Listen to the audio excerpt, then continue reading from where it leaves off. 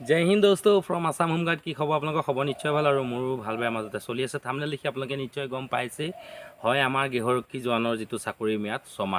ছমাহ কৰিব লাগে আৰু ছমাহ বহিব লাগে আৰু কিছুমানৰ ক্ষেত্ৰত কি হয় 3 বছৰ বহিবলগীয়া হয় যিটো আমাৰ এটা ৰিফ্ৰেছাৰ ইন্টাৰভিউ হয় ৰিফ্ৰেছাৰ ট্ৰেইনিং হয় যদি সেইটো কৰিব নোৱাৰে আপুনি তেনেহলে 3 বছৰ বহিব লাগিব আৰু 3 বছৰ আপুনি হাল মাৰক কোৰ মাৰক খেতি কৰক যি কৰিব বিচাৰে আপোনালোকে কৰিব পাৰে এইটো হৈছে গৃহৰক্ষী জোৱানৰ চাকৰি মানে হোমগাৰ্ডৰ চাকৰি বহুতেতো কৈয়ে থাকে ভাবি থাকে হোমগাৰ্ড বহুত ভাল কিন্তু হোমগাৰ্ড ইমান ভালো নহয় বেয়াও নহয় আৰু মোৰ ক্ষেত্ৰত কি হ'ল 3 বছৰ মই ডিউটি পোৱা নাছিলো আৰু বৰ্তমানলৈকে পোৱা নাই এতিয়া ৰিফ্ৰেছাৰ ট্ৰেইনিংটো আহিব ইন্টাৰভিউটো আহিব মই দিম আৰু ৰিফ্ৰেছাৰ ট্ৰেইনিংটো কৰি মই আকৌ পুনৰ হোমগাৰ্ডত ভৰ্তি হ'ম কিন্তু মই এই 3 বছৰ কাল কি কৰিলো হোমগাৰ্ডৰ চাকৰি নোপোৱাৰ কাৰণে কিছুমানে খেতিবাড়ি কৰিছে কিছুমানে কোম্পানীত আছে কিছুমানে কিবা কৰিছে বহুত নানান ধৰণৰ কাম কৰিছে আৰু মইতো বহুত লজ্জাত পৰি গ'লো কিয়নো খাকি ড্ৰেছযোৰ পিন্ধাৰ পিছত এবাৰ আৰু বেলেগ কাম কৰিবলৈ মন নাযায় সেইকাৰণে মই কি ভাবিলোঁ মোৰ হায়দৰাবাদত এজন ভাল বন্ধু আছিলে আৰু সেই বন্ধুজনলৈ ফোন কৰিলোঁ তেখেতে ক'লে কি তেখেতৰ এখন স্কুল আছে স্কুলত তেখেতে ডিউটি কৰে তো ক'লে যে এটা পোষ্ট খালী আছে তুমি আহিবা আৰু মই কি কৰিলোঁ একদম কথাটো মানে চিন্তা চৰ্চা কৰি ভাবিলোঁ যে এতিয়াতো হোমগাৰ্ডত ডিউটি নেপামেই তো সেইকাৰণে মই হায়দৰাবাদ অভিমুখে ৰাওনা হ'লোঁ ভিডিঅ'টো কোনো স্কিপ নকৰাকৈ শেষলৈকে চাই থাকিব আৰু যদি চেনেলটোলৈ নতুনকৈ আছে ছাবস্ক্ৰাইব কৰি দিব আৰু ভিডিঅ'টো যিমান পাৰে চাই কৰি দিব তো বলক দেৰিকৈ আজি ভিডিঅ'টো আমি আৰম্ভ কৰোঁ লাগেজ বান্ধি লৈ মই ওলালোঁ আপোনাৰ টমটমত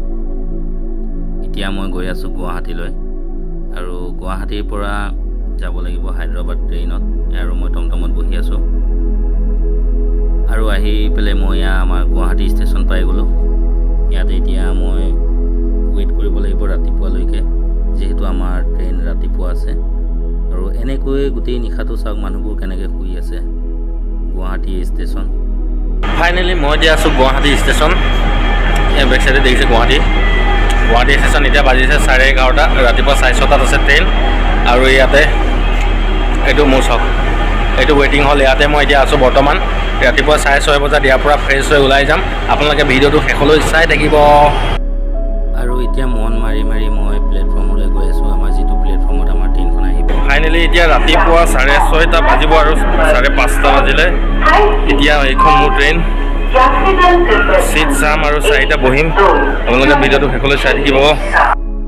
এইটো মোৰ सीट नम्बर 56 আৰু বাই বাই আসাম টাটা আসাম হোমগাৰ্ডক বহুত মিস কৰিম যেহেতু হোমগাৰ্ডৰ ডিউটি বহুত ভাল লাগে কৰি আৰু এতিয়া বাই বাই আসাম দি আৰু ট্ৰেইনত একদম আৰামছে বহিব ট্ৰেইনত এনেকৈ গান গাই মনোৰঞ্জন দিলে অলপ আমি ভাল পালো বিশেষ গান গাইছে ভাল গান গাইছে আৰু এনেকৈ গাই থাকক আৰু এনেকৈ মনোৰঞ্জন লৈ আৰু মই ট্ৰেইনত আহি আছোঁ আৰু মনবিলাক বেয়াও লাগিছে যদিনো উপায় নাই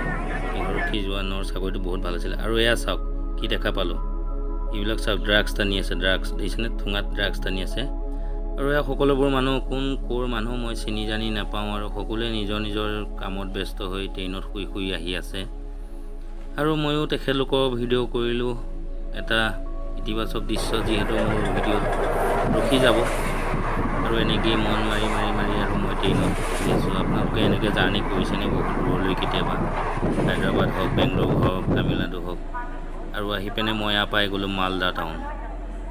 মালদা টাউনত অলপ ৰখিলে আৰু মই নামি পেলাই অলপ চালোঁ আৰু এইবোৰ চাওক কিমান ধুনীয়াকৈ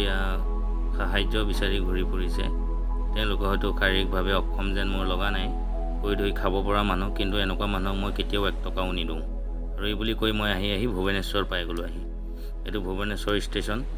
আৰু এনেকৈ ভুৱনেশ্বৰ ষ্টেচন পাই মোৰ ৰাতি ভোক লাগি গ'ল আৰু এতিয়া মই খাবলৈ কাৰণে আৰম্ভ কৰিলোঁ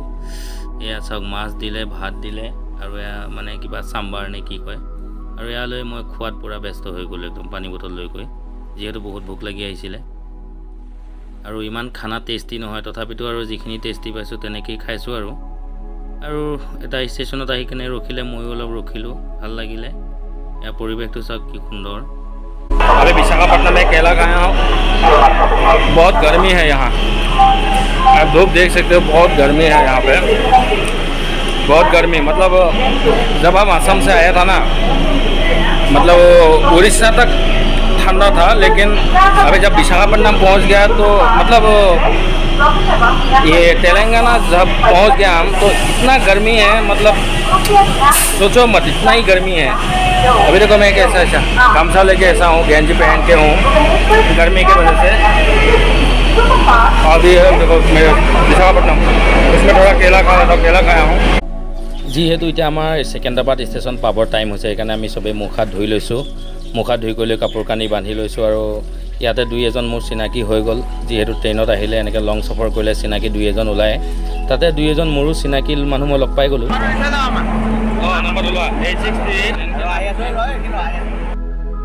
আৰু এইজন গোলাঘাটৰ হয়, ভাল বন্ধু এখেত মোৰ, ইয়াতে ট্ৰেইনতে চিনাকি হ'লোঁ। ভাল ল'ৰাজনৰ লগত চিনাকি হৈ ভাল লাগিলে।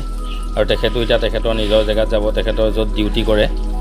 আৰু ময়ো মোৰ জেগাত যাম। আৰু এতিয়া টাটা বাই বাই দিলোঁ আৰু সকলোৱে দি এতিয়া আমি একদম পূৰা মানে প্লেটফৰ্মৰ বাহিৰলৈ ওলাই আহিলোঁ। যিহেতু প্লেটফৰ্মৰ বাহিৰত এতিয়া মই বাছৰ কাৰণে ৱেইট কৰিব লাগিব, বাছ চাব লাগিব। আৰু মই যি জেগালৈ যাম সেই পাঠানচোৰৰ কাৰণে মই বাছ ধৰিব লাগিব। আৰু ইয়াত নামি আহি আছোঁ ছেকেণ্ডাবাদ ৰেলৱে ষ্টেচন। কি সুন্দৰ এটা ৰাতিৰ পৰিৱেশ, মই মানে পাই গ'লোঁ আহি, আৰু ৰাতিপুৱা সময়ত পাইছোঁ আহি। अभी सुबह 5 बज गया और मैं सेकंदराबाद स्टेशन में आया हूँ। और देखिए पूरा नज़ारा,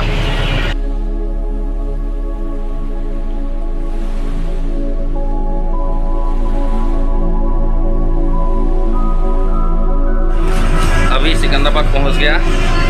और सिकंदराबाद पहुँचते ही ये बस पकड़ लिया 219 नंबर का।